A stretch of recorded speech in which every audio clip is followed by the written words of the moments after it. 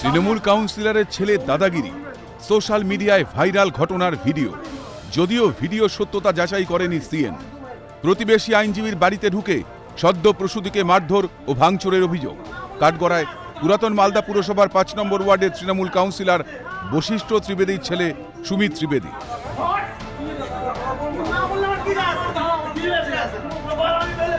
জানা গেছে, গত ৯ ডিসেম্বর পেশায় আইনজীবী অমরেশ দত্তের ছোট ছেলে অভিষেক দত্তের জন্মদিনের অনুষ্ঠান ছিল।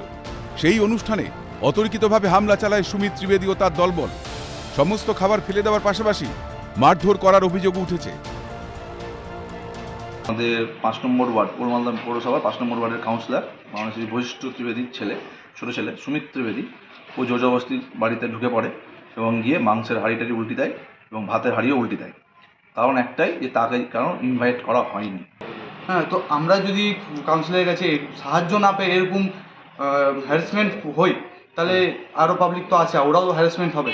তো আমি প্রশাসনের কাছে এটাই বলবো, এটার জন্য খুব ভালোভাবে বিচার করা হয় যে কেন করলো আমাদের সাথে এরকম, আর আমাদের কেন এরকম হচ্ছে, যে কাউন্সিলরের ছেলে এরকম কেন করছে, সেটা আমি প্রশাসনের কাছে তুলে ধরতে চাই। তদন্ত করে উপযুক্ত পদক্ষেপ নেওয়ার আশ্বাস তৃণমূল নেতৃত্বের। তবে প্রশাসনিক যদি কোনো অভিযোগ হয়ে থাকে, দলের যে স্তরের নেতা কর্মী যেই হোক না কেন, প্রশাসন সঠিক ঘটনা তদন্ত করে উপযুক্ত ব্যবস্থা গ্রহণ করবে। এমন ঘটনা কাম্য নয়, পাল্টা তো বিজেপি।